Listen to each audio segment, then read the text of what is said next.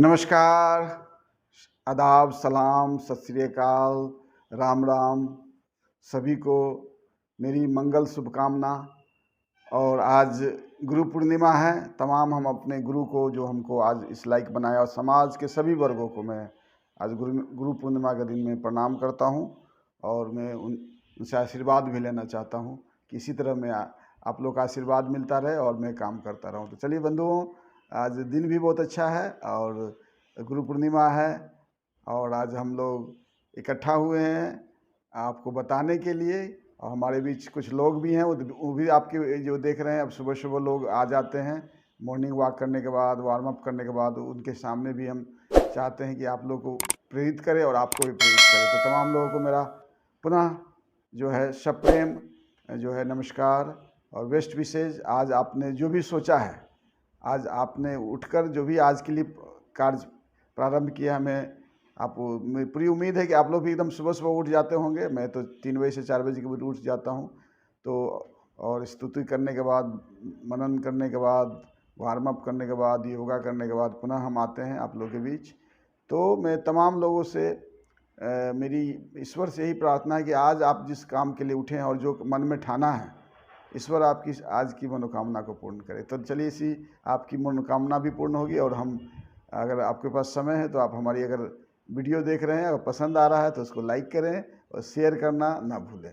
चलिए, हम दिव्यांगजन अधिकार अधिनियम 2016 का बारे में बात कर रहे थे, अलग अलग धाराओं के बारे में बात कर रहे थे। आज 29वां दिन है और धारा 30 है। तो बंधुओं, धारा 30 जो है दिव्यांगजनों के खेलों के विकास के बारे में बताया गया है। तो कैसे sports development for person with disability, तो तमाम सरकारें जो है इस पर कैसे काम कर रही है उस पर भी चर्चा करेंगे। और मैंने UNCRP यूनाइटेड नेशन में बार बार खेलों को समावेशन करने के लिए आवाज़ उठाई। और मैं धन्यवाद देता हूँ पूरे दुनिया को, भारत के लोगों को, कि हमारे इस मुहिम में उन्होंने साथ दिया। आज सेक्शन 30 है, जो पहले जो एक्ट थे PWD एक्ट 1995 खेलकूद और जो कला संस्कृति मनोरंजन के बारे में इंक्लूड नहीं था, जो नए धारा दिव्यांगजन अधिकार अधिनियम में खेल के बारे में इंक्लूड किया गया है। और आज आप जानते हैं कल ही 24वां ओलंपिक टोक्यो में प्रारंभ हुआ और आज अच्छा दिन है। और आपको ये भी मालूम है कि हमारे जो पैरा ओलंपिक भी टोक्यो में होने जा रहे हैं, जो 24 अगस्त से 5 सितंबर तक प्रारंभ होंगे। बिहार के भी एथलीट हैं और भारत से भी काफ़ी उम्मीदें हैं। और मुझे भी उस इंडियन कॉन्टिजेंट में ऑफिशियल्स के रूप में मुझे भी बुलाया गया है, तो हम भी वहाँ रहेंगे। और अच्छी बात है, एक और अच्छी बात बता दूं कि बिहार में दिव्यांग खेलों को लाने वाला मैं हूँ। इससे पहले दिव्यांग खेल थे लेकिन संगठित रूप में नहीं थे। तो मैंने 1 जनवरी 2000 को नई शताब्दी में मैंने दिव्यांगों खेल की नींव रखी। और पहले तो खेल से पहले भी क्या करते, मैं 1995 से ही जुड़ा था दिव्यांगों खेल के, लेकिन विधिवत 1 जनवरी 2000 को मैंने बिहार विकलांग खेल अकादमी का एस्टेब्लिशमेंट किया, स्थापना की। और इसके साथ हम लोगों ने special Olympics, para Olympics, deaf Olympics, blind sports, AB Olympics, cricket and wheel chair के जो है, व्हील चेयर के जितने स्पोर्ट्स हैं उनको सभी को मैंने जोड़ा। इनफैक्ट व्हील चेयर क्रिकेट की मैंने उस समय शुरुआत करवाई थी। तो ये सब चीज़ें बिहार में हुए हैं और खेलों का बिहार में काफ़ी अव्वल भी रहा है। इसका परिणाम मिला, अभी तक 900 से ज़्यादा बिहार के जो दिव्यांग खिलाड़ी है राष्ट्रीय अंतर्राष्ट्रीय स्तर पर भाग भी लिए हैं और सैकड़ों पदक भी जीते थे। बहुत अच्छी बात है मैं बिहार के लिए। और मैं तमाम जो दर्शक हैं, जो उनके दिव्यांगजनों के भाई बहन हैं, अभिभावक हैं और दिव्यांगजन, मैं तमाम लोगों को मैं इस वीडियो के माध्यम से आह्वान करना चाहता हूं कि आप आइए, खेल से जुड़िए। आप ये मत सोचिए आप 100% दिव्यांग हैं, फिर भी आपने देखा होगा कि बोशिया खेल है, जो शरीर का क्वाड्रप्लेजिक होते हैं, वो व्हील चेयर रग्बी है, जो चारों दोनों पैर दोनों हाथ नहीं काम करते, वो लोग खेलते हैं।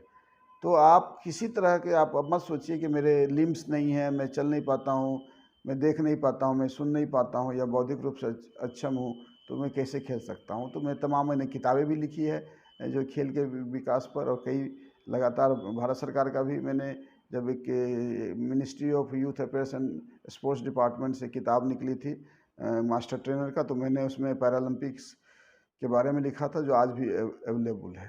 तो मैं चाहूँगा कि आप इस पर ज़्यादा ध्यान दें, और तमाम जो कम से कम 51 लाख दिव्यांग हैं, तो हम चाहते हैं कम से कम 10 से 12 लाख दिव्यांग जरूर खेल से अपने आप को जोड़ पाए। तो ये इसके लिए हम कुछ और बताते हैं कि सरकार इस दिव्यांगजन अधिकार अधिनियम की धारा 30 में क्या दिया हुआ है। तो बंधुओं, धारा 30 में दिया है कि सरकार जो खेलों के विकास के लिए वो सारी व्यवस्था करेगी जो समान खेलों के लिए करती है। तो आपको मालूम है कि बिहार में 2005 से ही, सबसे पहले तो बिहार में 2002 में 2003 में बच्चे जो है आयरलैंड गए थे, मिस्टर बाबा राफात, उन्होंने 2 मेडल जीता, मुझे भी जाने का मौका मिला था। तो उसमें इसके बाद बिहार में खेलों के विकास में काफ़ी, जब दिव्यांग बच्चे अंतर्राष्ट्रीय स्तर पर मेडल आए तो लोगों ने काफ़ी, सरकार ने भी खेल कीर्ति अवार्ड दिया था 2003 में।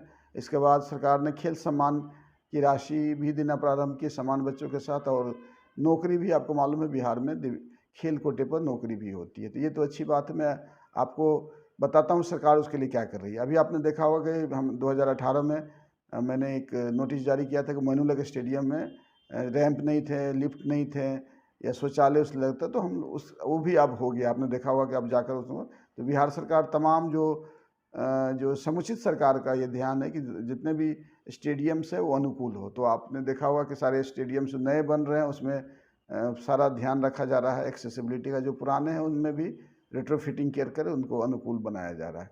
दूसरी बात, आपने देखा होगा कि खेल राशि भी देती है सरकार, और जो खेल कल्याण कोष है, और कई तरह की चीज़ें स्पोर्ट्स डेवलपमेंट पर सरकार करती है।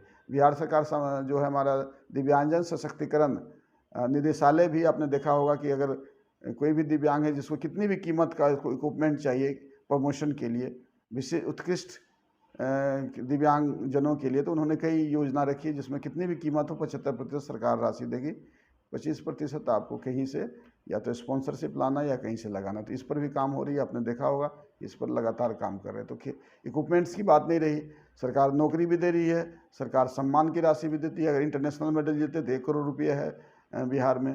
तो ये सब चीज़ तो है, और राष्ट्रीय पदक पर भी पैसा मिलती है। अब रहा कि इक्विपमेंट हो गया, प्रशिक्षक के लिए लगातार बिहार विकलांग जो खेल अकादमी है, बिहार स्पेशल ओलंपिक्स है, बिहार पैरा स्पोर्ट्स एसोसिएशंस हैं, बिहार क्रिकेट एसोसिएशंस है, बिहार डेफ स्पोर्ट्स एसोसिएशन है, बिहार ब्लाइंड स्पोर्ट्स एसोसिएशन है, बिहार ओलंपिक्स एसोसिएशंस हैं। तो कई जो संगठन हैं इस पर खेलों के विकास पर काम कर रही है, और लगातार मुझे मालूम है कि कम से कम 1 लाख से ज़्यादा दिव्यांगजन खेल से जुड़े हुए हैं, और उसमें करीब 22,000 से ज़्यादा कोच पर कम्युनिटी कोच बने हुए हैं। तो बहुत बड़ी बात है, और लगभग मुझे जानकारी है, मैं खुद इन्वॉल्व रहा हूँ, जिला स्तर पर लगातार खेलकूद का आयोजन किया जा रहा है। अब हमारा लक्ष्य है कि जो ग्रामीण स्तर पर खेलकूद है, पंचायत स्तर पर है, ब्लॉक स्तर पर भी खेलकूद दिव्यांगजनों को कराया जाए, और हर जो 24 से ज़्यादा प्रकार के जो स्पोर्ट्स होते हैं सभी में दिव्यांगजनों की भागीदारी हो रही है।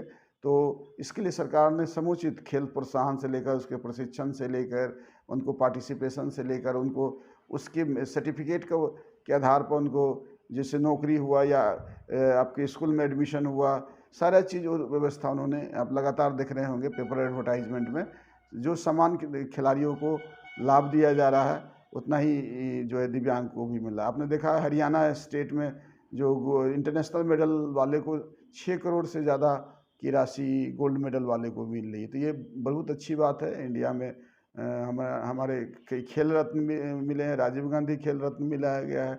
हमारा खेल जो अर्जुन पुरस्कार है बिहार का, अभी हमारा एक दिव्यांग खिलाड़ी जो हाजीपुर का है बैडमिंटन में, तो आपने देखा होगा उनको भी अर्जुन अवार्ड मिला, प्रमोद भगत को। हमारा आपने देखा होगा कि जो शरद कुमार है वो वर्ल्ड रिकॉर्ड के साथ एशियन में उन्होंने हाई जंप में पदक जीता। और इसी तरह हमारा जो आपने देखा होगा कि नारायण ठाकुर जो सेरेब्रल पाल्सी के हैं, उन्होंने एशियन पैरा गेम्स में गोल्ड 100 मीटर में उन्होंने गोल्ड मेडल प्राप्त किया वर्ल्ड रिकॉर्ड के साथ। तो ये बिहार का खिलाड़ी है। बहुत सारे ऐसे खिलाड़ी हैं, जैसे मैंने बताया कि दर्जनों से ज़्यादा खिलाड़ी मिलेंगे जो अंतर्राष्ट्रीय स्तर पर बिहार का मेडल प्राप्त किया है, चाहे पैरा ओलंपिक्स हो, स्पेशल ओलंपिक्स हो, या डेफ है, ब्लाइंड स्पोर्ट्स हो, एबी ओलंपिक्स हो। तो ये बहुत अच्छी बात है। सरकार इसके लिए पूरी प्रयास कर रही है, और अभी तो खेल का माहौल है, अभी जो ओलंपिक्स भी चल रहे हैं, तो मैं तमाम लोगों से बोलना चाहूँगा कि खेल से जुड़े, सरकार उसमें लगातार प्रयास कर रही है। और हम लोग को जहाँ भी कमी हो रही है आप सरकार को लिखें, क्योंकि ऑलरेडी जो एक्ट में ऐसा दिया हुआ है कि दिव्यांगजनों को खेल से जुड़ने के लिए वो तमाम कोशिशें करना है। दिव्यांगजन उससे महरूम न रहे, उनको ना लगे कि हम जो है किसी तरह का दिव्यांग हम खेल नहीं सकते, क्योंकि खेल ज़िंदगी में जो है उत्साह देता है, उमंग देता है, प्रोत्साहन देता है, आगे बढ़ने की प्रेरणा देता है, और अपने आप को जो है समावेशी करने का भी प्रेरणा देता है। आपने देखा भारत सरकार कई स्कीम्स बनाए थे खेल प्रमोशंस के लिए, और बिहार में भी लागू हुआ था। खेलो इंडिया के कार्यक्रम है, उसमें भी दिव्यांगजनों को जोड़ा गया है। तो तमाम जो सरकारें जितनी योजना बना रही हैं, सभी योजनाओं में दिव्यांगों को जोड़ा जा रहा है, और लगातार सरकार काफ़ी प्रयत्नशील है कि उस तमाम सुविधा मिले जो सामान्य लोगों को मिलती है। तो मैं तमाम, अभी हमारे डिपार्टमेंट ऑफ डिसेबिलिटी भारत सरकार ने भारत में 5 ऐसे जो है जो एक खेल का बड़ा सा जो एक यूनिवर्सिटी टाइप के उन्होंने प्रारंभ किए हैं, जहाँ पर हॉस्टल्स है, जो प्रारंभ भी हुआ ग्वालियर में, शुरू भी मैंने उनका नींव डाला जा चुका है। हमारा ग्वालियर में है, केरला में है, और नॉर्थ ईस्ट में भी टोटल 5 ऐसे जो है सेंटर्स बनेंगे, जहाँ पर रहकर दिव्यांगजन रहकर प्रशिक्षण लेंगे। उनकी सारी खर्च जो है भारत सरकार देगी। अभी भारत सरकार द्वारा अभी गुजरात में भी एक स्पेशल जो सेंटर बनाई गई है, जहाँ पर जो टैलेंटेड खिलाड़ी है उनको वहाँ रख कर हॉस्टल में उनको ट्रेनिंग दिया जाता है। और जो मेडल पाने वाले हैं उनके लिए भारत सरकार जो है लगभग 50,000 की पर मंथ के हिसाब से उनको देती है, जिससे लगता है कि अगर वो मेडल जीत पाएंगे तो उनको प्रशिक्षण में, या अगर कोई विदेशी कोच चाहे तो विदेशी कोच भी देते, कोई बाहर भी जाकर ट्रेनिंग करना चाहते हैं तो वहाँ भी कर रही हैं। तो तमाम प्रयास किए जा रहे हैं, और उसका परिणाम भी आया। आपने देखा होगा कि नॉर्मल से ज़्यादा हमारे पैरालंपियन या स्पेशल ओलंपियंस ये मेडल प्राप्त कर रहे हैं। तो ये बड़ी अच्छी बात है, हम लोग को भी प्रेरणा लेने की ज़रूरत है, और इसमें अदम उत्साह और साहस होती है। खेल प्रतिभा भी काफ़ी अच्छी होती है, और बहुत लोगों ने दिखाया है कि उनकी जो दिव्यांगता कभी बाधा नहीं बनी है, चाहे वो फिजिकली चैलेंज हो या मेंटली चैलेंज हो। तो किसी तरह से उसको शारीरिक और मानसिक चुनौतियों को झेलते हुए इन्होंने खेल में काफ़ी आगे जो प्रेरणा दी है। और अंतर्राष्ट्रीय स्तर पर आपने देखा होगा कि हमारा शम्स जो बिहार के मधुबनी का है, शम्स आलम, उन्होंने अपना जो लिम्का बुक में भी दर्ज कराया। उन्होंने एशियन पैरा गेम्स में भी भाग लिया था, और लगातार स्विमिंग में, जबकि वो स्पाइनल कॉर्ड इंजरी है, उनका अच्छा परफॉर्मेंस रहा है। तो लगातार बहुत सारे खिलाड़ी हैं, और बहुत सारे खिलाड़ी जो है अर्चना कुमारी जो बांका की रहने वाली थी, उनको खेल कोटे पर नौकरी भी हुआ। पिछले बार एशियन पैरा गेम्स में वो प्रतिनिधित्व भी की थी इंडिया की। तो तमाम बहुत सारे ऐसे खिलाड़ी हैं जो काफ़ी अच्छा परफॉर्मेंस करा। बिहार में तो ये काफ़ी इसकी संभावनाएं हैं। मैं तमाम लोगों को मैं आह्वान करता हूँ कि आप खेल से जुड़े, और उसके लिए सरकार आपको लगातार मदद कर रही है और आगे भी मदद करती रहेगी। तो उम्मीद करते हैं कि धारा 30 एक महत्वपूर्ण है।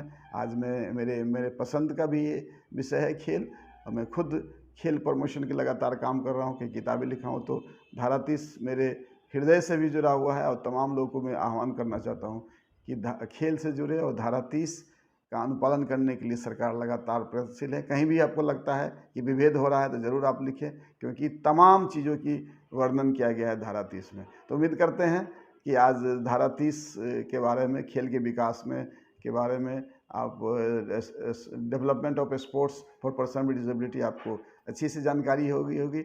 उम्मीद करते हैं आगे आप इस खेल से जुड़ेंगे, और अपने ज़िले का नाम, अपने राज्य का नाम, अपने देश का नाम पदक जीतकर जरूर गौरवान्वित करेंगे। आज के लिए बस इतना ही। मिलते हैं फिर पुनः कल एक नई धारा के साथ। तब तक के लिए विदा देते हैं। नमस्कार।